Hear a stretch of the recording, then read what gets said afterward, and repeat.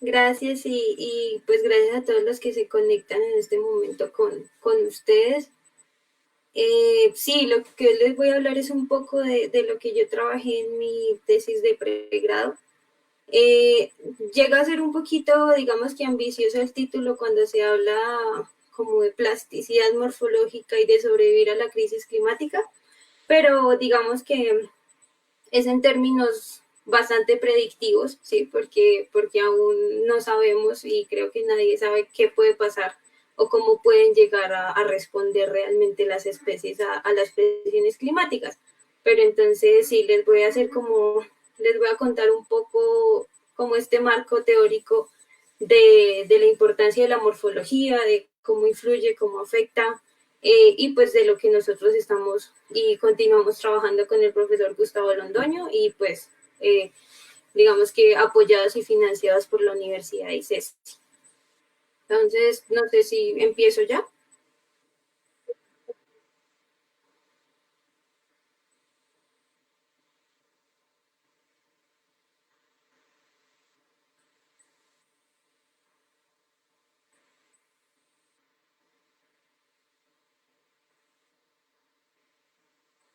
Ok, sí, digamos que a grosso modo la palabra que recogería esta palabra de plasticidad sería como esa variación. Y está ligado a cómo las aves, en este caso, pues muchos organismos, pero en este caso las aves, logran modificar su morfología dependiendo de los ambientes en los que se encuentran para soportar las presiones climáticas. Pues hablando en este caso específico de termorregulación y pues la relación con la morfología. Entonces, digamos que a grosso modo sería como esa variación morfológica que tienen las aves para sobrevivir. Entonces, empiezo. Vale. Entonces, bueno, digamos que en primera medida, pues entender este término de la crisis climática, ¿no? Que si bien hace muchos años nos hablaban era de calentamiento global y todavía de pronto se sigue refiriendo mucho a calentamiento global, pues hace un tiempo empezamos a hablar fue de crisis climática, que ya hace referencias a estas variaciones, no solo aumentos de temperatura, sino también disminuciones. Y tenemos un ejemplo súper claro que pueden ser los páramos, donde en la mañana podemos amanecer a 4 grados y en la tarde, escucho como retorno, y en la Tranquila, tarde ya silenciamos el otro micrófono. listo. Y en la tarde ya podemos llegar a estar a 23 grados, 24 grados y de esta forma pues se entiende, digamos que estas variaciones han venido aumentando y se han venido dando pues debido a las presiones humanas, ¿no? Entonces cuando hablamos por lo menos de calentamiento, de cuando algo se calienta, pues la mejor forma de entender hacia los otros animales es pensar qué nos pasa a nosotros. Entonces, pues cuando nosotros estamos en tierra caliente, lo primero que empezamos a hacer es a sudar, ¿no? Entonces empezamos a sudar, a fatigarnos. Otros mamíferos como pues los animales, digamos, domésticos que podemos tener en casa, vemos que pueden empezar a jadear y empieza a haber una necesidad exagerada pues, de hidratarse. Y este requerimiento pues lo que hace es como eh, digamos que mejorar o reducir esta pérdida de calor que estamos teniendo por sudoración en el caso de los humanos. Pero entonces cuando hablamos de las aves, pues ¿qué pasa, no? Entonces no sé si alguna vez han visto un pajarito jadeando, que se quedan como paraditos y empiezan a abrir el piquito. Y esta es como una de las formas que ellas pierden calor pues cuando las temperaturas son elevadas. Pero bueno, ¿y qué pasa cuando hay disminución en la temperatura? Entonces, bueno, los humanos afortunadamente ya hemos generado diferentes estrategias como pues vestirnos totalmente, cubrirnos. Otros mamíferos como, no sé, el caso de los ositos, pues ya generan un pelaje súper denso, eh, acumulaciones de grasa, entre otras, porque ya les voy a explicar en términos morfológicos qué ha pasado. Y pues las aves, una de las cosas de las variaciones ya a nivel de comportamiento, eh, se habla de un ensanchamiento del plumaje para reducir como esta capa externa del contacto con la piel. Entonces, no sé, un ejemplo sería nosotros, sí, como en frío, con desnudos, digamos, con un vestido cortavientos, pues lo más seguro es que cualquier viento que pase nos toque un montón y nos haga sentir el frío, pero si de pronto logramos alejar un poquito el material de la tela, se reduce ese contacto directo con la piel. Entonces algo así es como lo que, pues sí, como muy a grosso modo, es lo que las aves intentan. Y más adelante ya les cuento más estrategias. Entonces, como desde hace varios años, muchísimos años, Berman, un investigador en 1844, describió una regla ecomorfológica, digamos, donde él sugiere que las especies que se encuentran en elevaciones altas o frías tienden a tener tamaños corporales más grandes. Entonces tenemos ejemplos como mamíferos o el caso de los pingüinos, donde se ve que el tamaño corporal va a tender a ser más grande para pues tener mayor acumulación de grasa, y dado pues que en las elevaciones altas digamos que no se pierde tanto calor porque no, pues la necesidad no es liberar este calor sino acumularlo, pues las aves tienden a ser más grandes a diferencia de las elevaciones bajas, como es el caso de este pingüinito chiquito. Y luego surge como en el 77, 1877, la regla de Allen, que ya se refiere más que todo a las extremidades. Entonces la regla de Allen lo que sugiere es que los organismos que se encuentran en elevaciones bajas van a tender a tener extremidades mucho más largas para perder calor a través de ellas. Entonces, si bien sabemos, bueno, está ese caso de esas liebres, tienden a tener orejas y en algunos casos colas más largas y a tener cuerpos, pues obviamente extremidades pues más extendidas para que puedan hacer este intercambio de calor. Y el mismo ejemplo se ha presentado con varios organismos. Sabemos por lo menos el caso de los elefantes también. Los elefantes que están en zonas más calientes, más áridas, tienden a tener orejas y colas y narices más largas en comparación con los que están en zonas un poco más frías. Y en aves pues también se ha podido observar y ya les voy como a contar el ejemplo.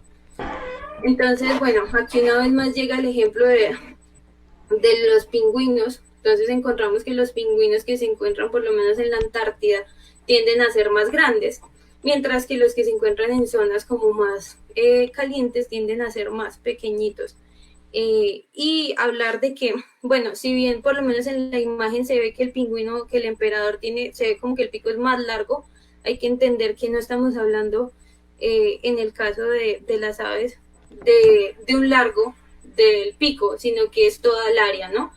Entonces, si bien podemos ver que tiene un pico más largo, pues relativamente más largo respecto a su cuerpo, seguramente encontraríamos que el pingüinito que se encuentra en Nueva Zelanda va a tener un área superficial mayor respectivamente a su cuerpo, ¿no? O sea, no podemos pues como compararlos directamente. Y en el caso, bueno, de la regla Allen aquí, pues nos ejemplifica con estos zorritos, y es un ejemplo súper claro de cómo, bueno, el zorrito ártico tiende a tener estas orejas mucho más pequeñas, el hocico mucho más corto y a tener tamaño también más grande, cabeza de pronto más redonda y una acumulación de pelaje mucho mayor, a comparación por lo menos del zorro del desierto, que tiene esas orejas súper grandes y esta nariz un poco más, también más larguita, para pues generar este intercambio. Y alguna vez tratando en principio de entender esto, Gustavo me lo explicó con unas ollas. Entonces les traje ahí el ejemplo que me demoré un montón tratando de hacer esas ollas. Entonces es como, bueno, si tenemos dos ollas, ¿cierto? De diferente tamaño, una más pequeña que la otra, con agua, con un líquido, ¿cuál va a ser la olla que se va a calentar más rápido? ¿Y cuál va a ser la olla que va a tener mayor pérdida de calor? Entonces, obviamente, la respuesta, digamos que va a ser la olla más grande, va a tener una superficie mucho más grande por donde va a perder calor y va a tener una demora, pues, en tiempo más larga para calentarse el agua. En el caso, pues, de este ejemplo, algo así es como se intenta ejemplificar esta variación en la morfología de los organismos y cómo ellos también como logran a través de esto generar estas estrategias para soportar estas variaciones. Entonces, pero bueno, ahora sí vamos al caso específico de qué pasa con las aves, ¿no? Las aves pues no sudan y no, esta no es su forma de refrigerarse. Pero entonces estudios han demostrado que ellas a través del pico y de las patas y en algunos casos, aún no he leído muy bien de esto, del ojo, logran irradiar este calor. ¿Por qué por esas estructuras? Porque son las estructuras que no tienen plumaje, ¿cierto? Entonces son las únicas estructuras desprovistas que ellas tienen para realizar este intercambio. Entonces hay varios ejemplos de investigaciones.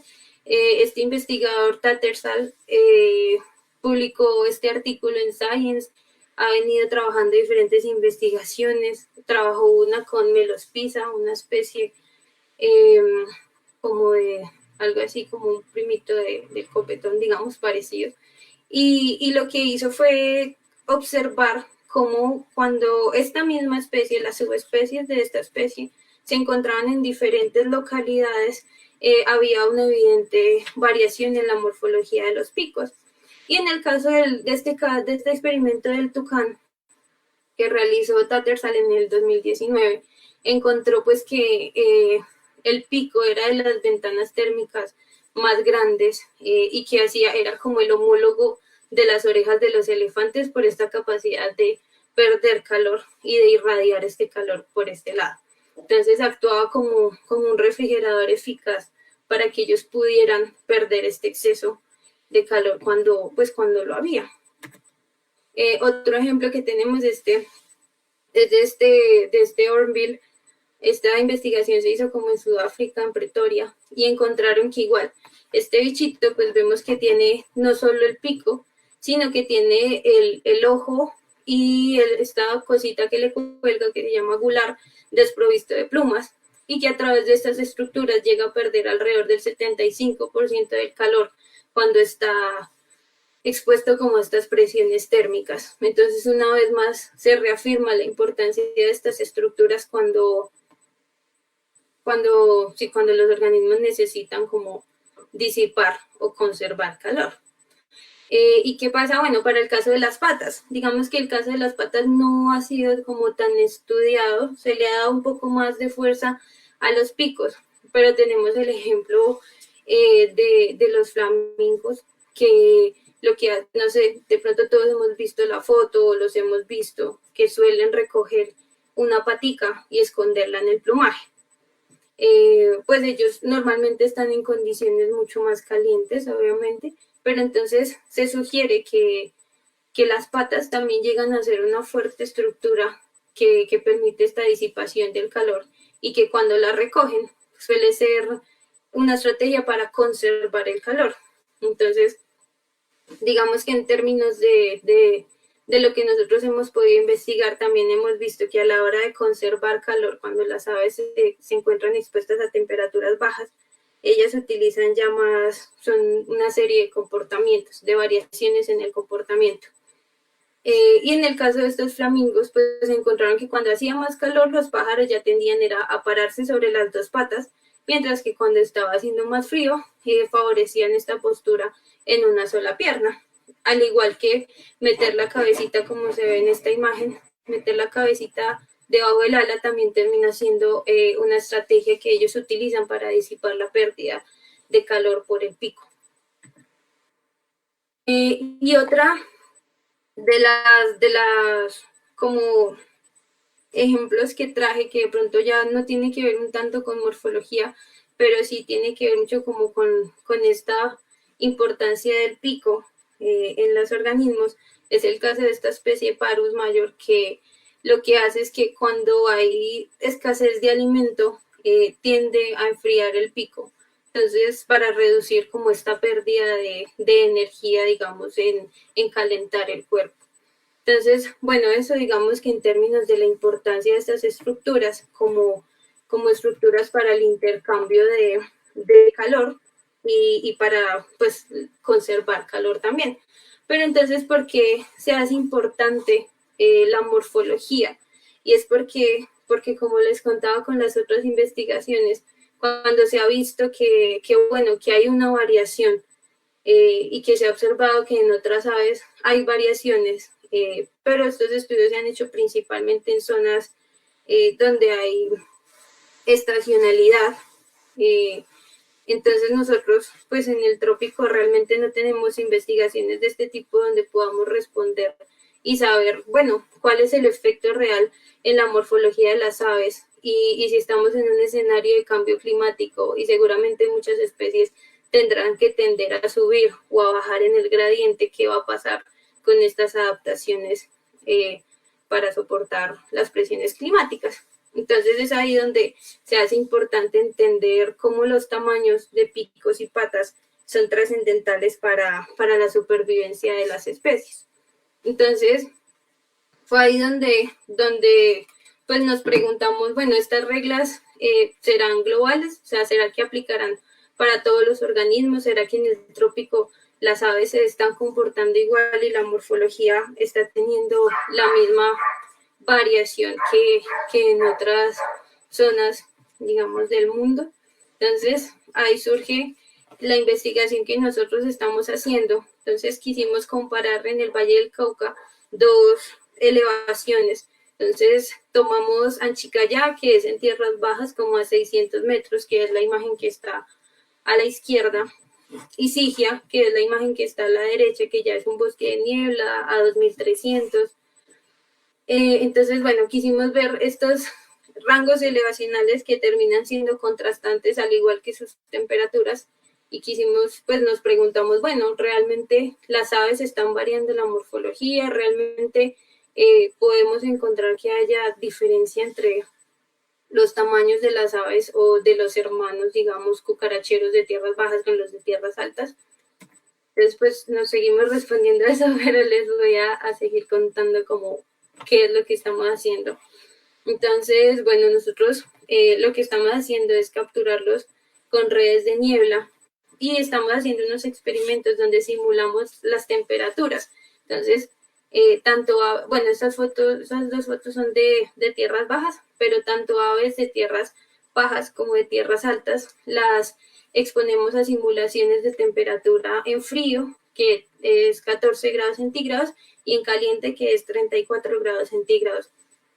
Entonces, antes de esto, pues hacemos un procedimiento de pesaje, de medir el pico en diferentes partes a fin de poder calcular el área real, digamos, de la estructura por donde se está perdiendo, al igual que en las patas. En el caso de colibris, pues sí, obviamos el caso de las patas porque pues tienen patas muy reducidas, entonces es difícil lograr tomar esta medida, pero los otros organismos sí lo hicimos y no estamos haciendo como una exclusión de especies, sino que la intención es trabajar como con todas las especies que podamos trabajar para ver si realmente estamos encontrando como estas variaciones.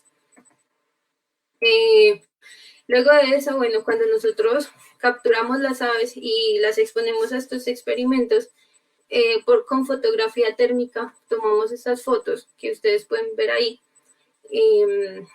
donde, bueno, buscamos enfocar el pico, buscamos enfocar las patas y también analizamos los comportamientos. Entonces, vemos, bueno, qué empieza a hacer el ave cuando hay aumentos en la temperatura, qué empieza a hacer el mismo individuo, por lo menos cuando hay aumentos en la temperatura o cuando hay disminuciones en la temperatura.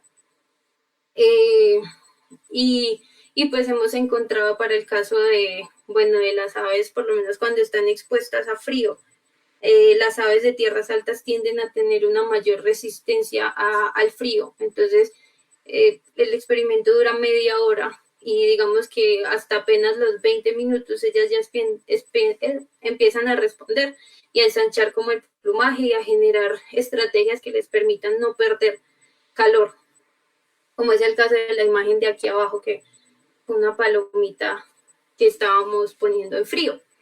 Y cuando están expuestos a temperaturas altas, pues la tendencia es al jadeo, a generar como un cierto desespero, digamos, que es como esa necesidad de refrescar el plumaje. Y así, como que vamos observando todos estos comportamientos y los vamos clasificando en categorías. También, a la par de esto, vamos tomando datos de temperatura interna, porque la idea es poder comparar como todas estas variables que de pronto no hemos visto que hayan tenido muy en cuenta en otras investigaciones, porque se cree pues que las aves obviamente son endotermas, entonces pues van a tener la temperatura constante, ¿no? Pero bueno, nosotros queremos ver si realmente cuál es la relación y si realmente hay un efecto directo en la temperatura interna. Y bueno, y si realmente esta pérdida de calor a través de las estructuras está favoreciendo y hasta qué punto está favoreciendo. Entonces, nosotros tomábamos temperatura interna de las aves en 4 tiempos, que era iniciando el experimento, cuando finalizaba la primera parte del experimento. Entonces, si el ave estaba expuesta a frío, digamos, entonces al iniciar, cuando se acababa la parte de frío, luego se dejaba un tiempo, volvía y se tomaba la temperatura, se dejaba un tiempo en temperatura ambiente, volvía y se tomaba la temperatura, luego se ponía en la otra temperatura caliente y al finalizar volvía y se tomaba la temperatura. En el caso de esta tángara, pues como pueden ver en el patrón, no se observa una variación marcada, pero digamos que es el caso de ella.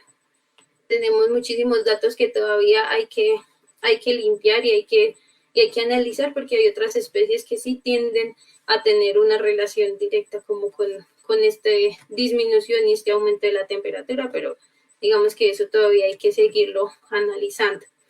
Entonces, bueno, ¿y nosotros por qué lo hacemos y por qué lo estamos haciendo? Y es porque, bueno, entendemos que este escenario de cambio climático puede estar generando fuertes presiones en las aves y queremos entender cómo ellas se están adaptando, si realmente en el trópico, o por lo menos lo que estamos haciendo en Colombia, tiene relación con la regla de Bergman y de Allen, porque hay investigaciones que contradicen estas reglas.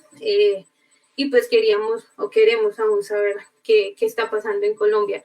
Las hipótesis que nosotros tenemos o que sugerimos es que sí va a haber una variación en la morfología.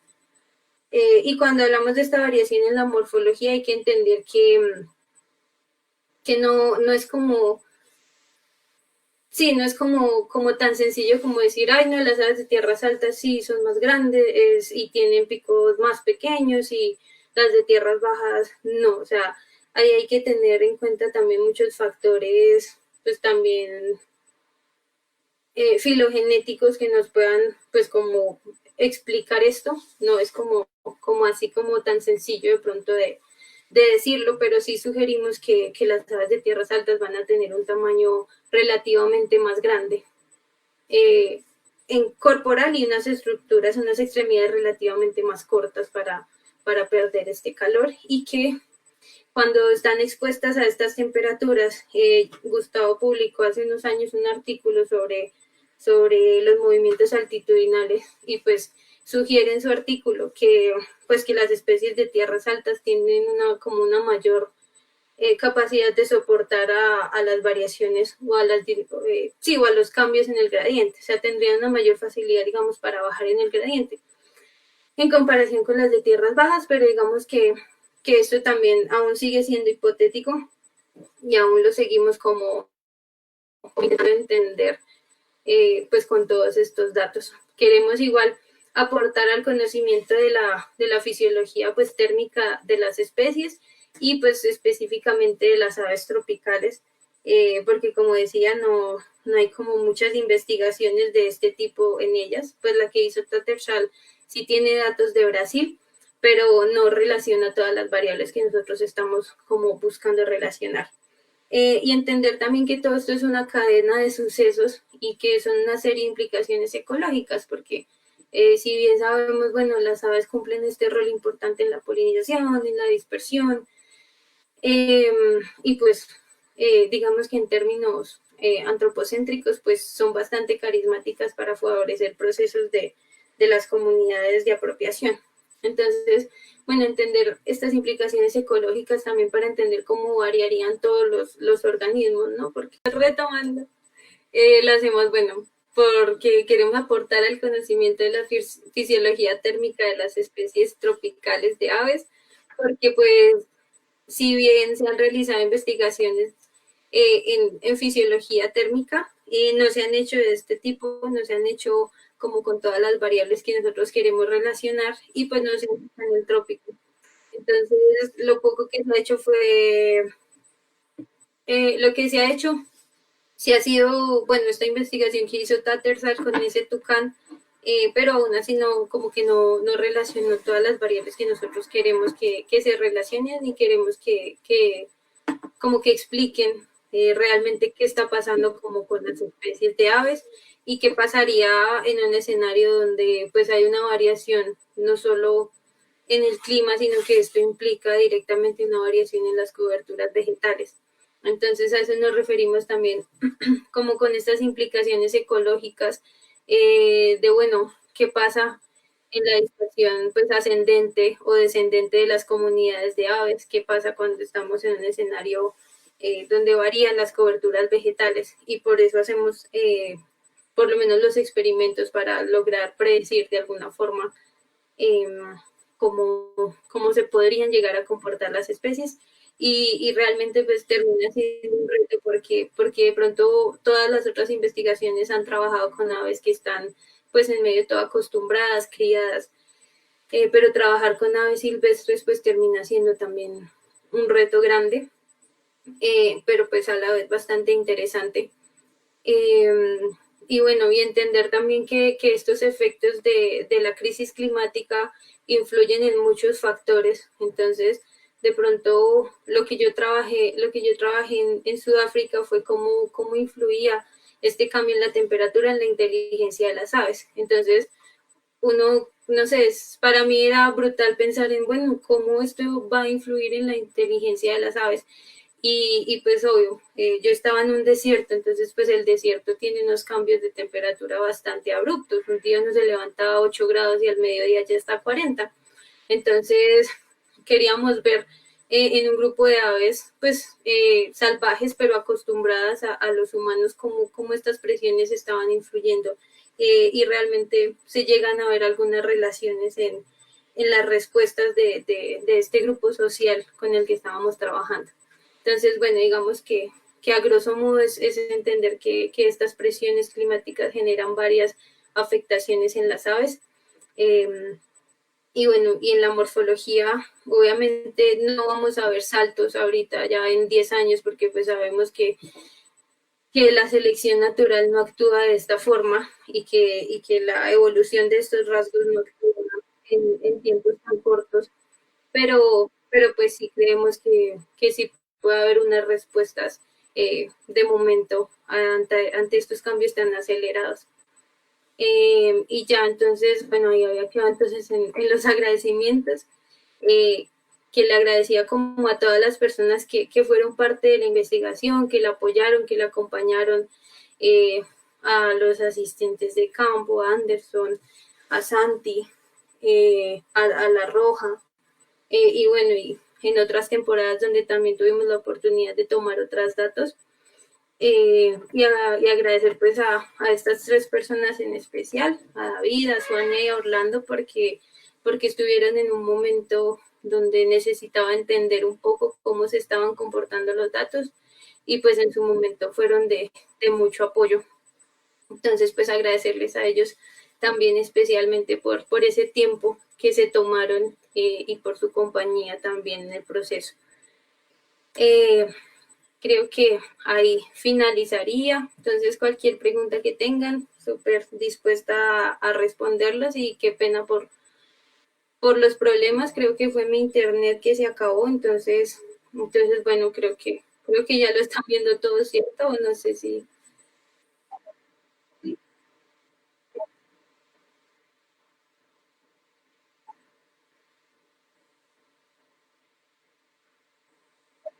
Ujú.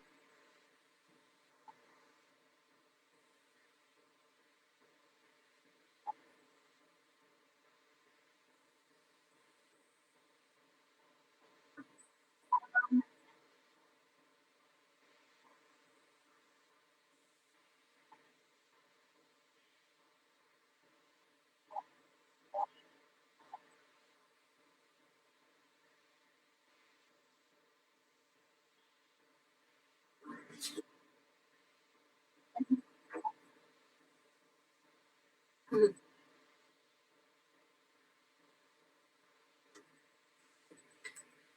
Ah, pues no sé, es que eso llega al corazón. Pues no, es que la ornitología para mí al final termina siendo pues una línea bastante interesante. Las aves logran responder, o sea, son modelo para responder muchas preguntas de las variaciones en los ecosistemas, preguntas en términos evolutivos.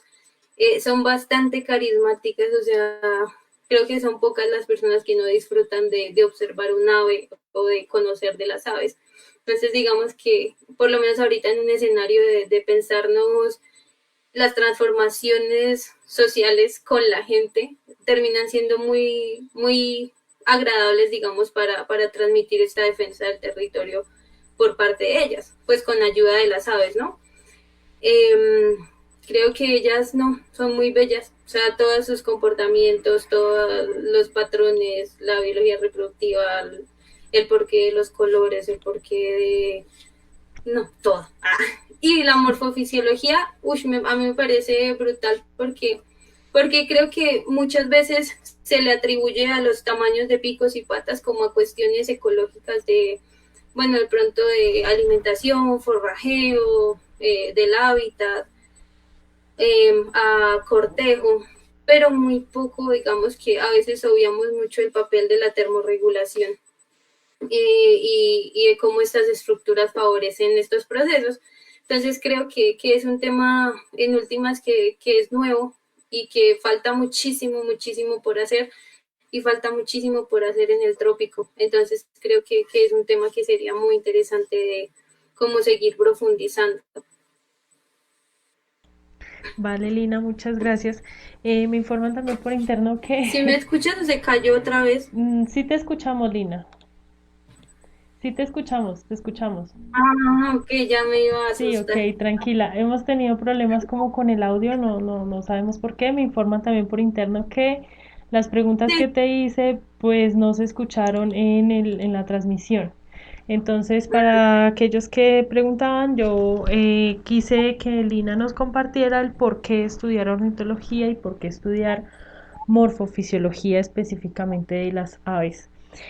Por interno también nos llegan dos preguntitas pequeñas, entonces las comparto acá. La primera es, ¿cuál es el efecto de la fragmentación de los bosques en las aves y su estrategia termorregulatoria? No se sabe. No, pues el efecto, pues el efecto de la fragmentación de los bosques resulta, pues era como lo que estaba diciendo ahorita al final, porque es hace un impacto directo a, bueno, estoy acostumbrado a estos cambios, estoy acostumbrado a estas temperaturas, ¿qué hago ahora que no tengo las condiciones normales que estoy acostumbrado a tener? Entonces, directamente, pues ya genera unos impactos en todo sentido, o sea, no solo hacia la fisiología térmica, sino en todos los aspectos de cómo las aves sobreviven, se alimentan, por lo menos las especies que son específicas de algunas plantas o de algunos ecosistemas, pues el impacto termina siendo directo y, y pues ahí vuelvo como a este artículo que Gustavo publicó sobre bueno, cómo se ven afectadas, digamos que cuál es la facilidad de las aves de tierras bajas y de tierras altas a moverse en el gradiente. Pues se sugiere que obviamente hay muchas presiones, ¿no? Moverse en el gradiente no resulta siendo solo volar por el corredor de vegetación. ¿Me están escuchando? Sí, tranquila, te estamos escuchando. No sugiere solo volar por el corredor de vegetación, sino también soportar las presiones de depredación, de cambios en la vegetación, de alimentos y demás. No sé si la responde. Sí, ok, muchas gracias, Lina. Otra dice, Adriana Segura pregunta, ¿cuál ha sido la experiencia más bonita que has tenido en campo con las aves? Pues descubrir la nueva especie creo que ha sido la más chévere porque fue en o sea, apenas como que era el primer campo largo, llevaba un mes, estaba trabajando buscando nidos y llevaba un mes sin encontrar nada, y bajaba toda triste, realmente como que me desvié de la trocha por la que iba normalmente y me boté como por una quebrada porque Manu, el que nos enseñaba a buscar, decía que en quebrada se veían más. Entonces yo me fui ahí como triste y pues salta este pajarito de la nada y pues afortunadamente tenía la cámara y empecé a tomarle fotos. Y pues en el momento obviamente no, pues no se supo que, ay no, una nueva especie, pero en el momento sí fue bonito, o sea, fue como ese grupo de aves de las gralarias y gralarículas son muy lindas, entonces como que verla moviendo ese pechito como lo mueve y que se haya quedado tanto tiempo perchada en esa rama, como que todo eso fue bonito y pues yo llegué feliz a la estación, aún sin saber qué era, digamos. Claro, ok. Me imagino que en todos los medios de comunicación y en las entrevistas que has recibido sobre este descubrimiento, la pregunta repetitiva es, bueno, ¿y por qué Tororo y Bailador? ¿Podrías contarnos así a grosso modo? Pues lo del nombre sí fue como una decisión un poco sujeta a presiones políticas, ¿no? Porque pues la alcaldía de Cali como que tenía un afán de hablar de la especie, entonces nosotros eh, junto con Gustavo, Diego Calderón y Andrés Cuervo sugerimos como unos nombres comunes y pues ya digamos que se le dio el nombre de Tororoy porque es el nombre que se le da comúnmente a este grupo de aves y bailador pues por el comportamiento que tiene con el pecho y pues porque es Cali. Entonces digamos que el impacto con el nombre iba a ser. Ok, mediático, sí. ¿Y si hubiese sido por ti la decisión, qué nombre le hubieras puesto? No, no sé, no, ¿Nunca has pensado en ello? no, no, no. Ok. Hay otra pregunta también que nos llega aquí por inbox. Dice, ¿hay relación entre la coloración del pico y la estrategia termorregulatoria? Eh, no, no tanto como con la coloración del pico, pero sí con la coloración del plumaje, sí hay investigaciones, por lo menos en garzas, que sugieren que las aves cuando están en climas como más fríos tienden a tener coloraciones más oscuras para absorber eh, pues la radiación pues calentar el cuerpo. Entonces sí hay investigaciones que sugieren que la coloración influye en la capacidad termorregulatoria. Entonces hay una investigación como con unas garzas que tienen como, creo que es la espalda negra y el pecho blanco. Entonces es un comportamiento social donde cuando está haciendo como sol, ellas se van girando en la dirección como pues del movimiento del sol para captar como la radiación y calentarse. Entonces sí hay investigaciones que sugieren eso. Y son de las cosas que de pronto también a nosotros nos gustaría ver sobre esa variación en la coloración y si hay realmente un efecto entre tierras altas y bajas. Ok, gracias. Lina Méndez nos pregunta, ¿cómo hiciste para medir la temperatura interna y externa de las aves en tu estudio? ¿El estrés de su manipulación no altera dicha temperatura? Sí, claro. O sea, creo que cuando uno hace experimentación con cualquier animal, no humano, ya está humano, el estrés es un factor que va a estar ahí implícito, ¿sí? Entonces, lo que nosotros buscamos con esto fue reducir el estrés, porque obviamente siempre va a estar.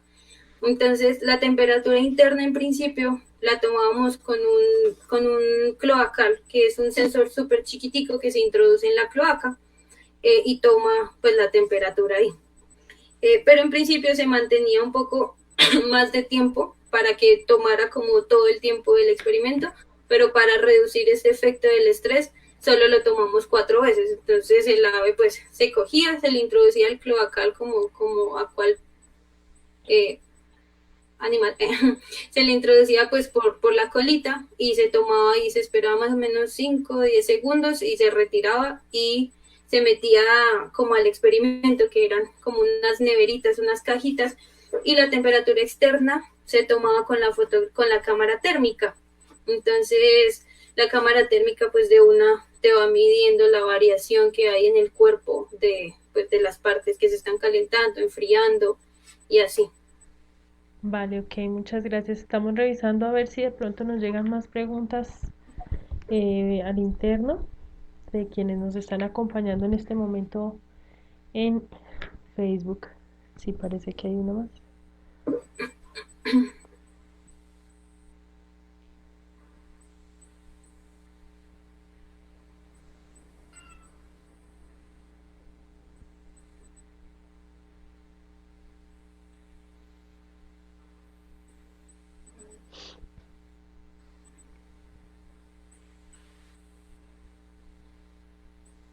Ok.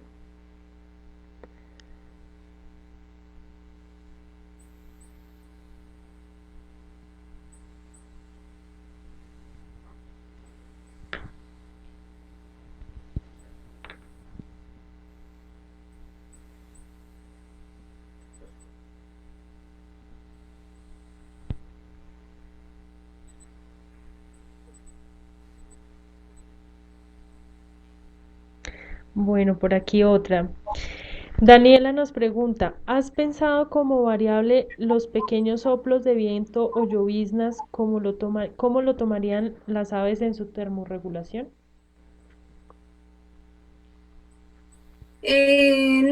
No lo hemos pensado así porque digamos que termina siendo una variable pues bastante, no sé, como diversa, llamémosla, porque ellas siempre están expuestas a lluvias o a viento. Entonces, digamos que no sería una pregunta como tan fácil de responder. O sea, se responde más en términos generales, entendiendo patrones generales, de pronto no tan específicos de qué pasa cuando llueve o qué pasa cuando ventea, porque igual puede estar haciendo calor y puede estar lloviendo, como pasa en el Chocó. Entonces, pues lo que ya se sabe, como que las aves lo que buscan es refugiarse de, de, de la lluvia, o cuando hace frío, pues lo que les decía, hay variaciones en el comportamiento. Entonces, estas variaciones en el comportamiento que de pronto no conté, pues son ensanchar el plumaje, que es como vieron en la foto, que el pajarito de una aísla la capa de la piel, digamos, ensanchando las plumas.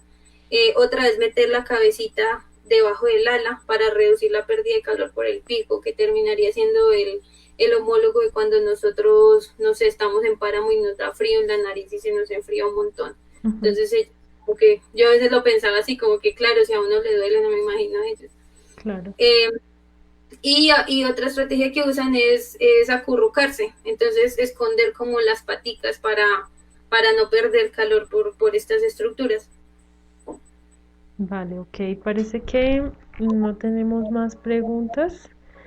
Entonces, no nos resta más que agradecerte, Lina. Muchísimas gracias por tu tiempo, por compartir con todos nuestros seguidores de Videoescucha este espacio digital que hemos creado para acompañar la divulgación de la ciencia que generalmente hacemos gracias a UPTC Radio, la FM Universitaria de Boyacá. Y nada, invitar a todos y a todas para que sigan en contacto con nosotros. La próxima semana tendremos un par de conversatorios bastante interesantes sobre paleontología y algo de biología evolutiva. Muchísimas gracias, Lina. Entonces, que tengas muy buena tarde y buena tarde a todos nuestros seguidores.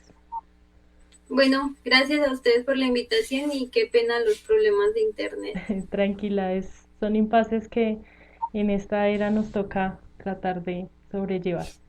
Que tengas muy buena tarde. Muchas gracias. Listo, gracias.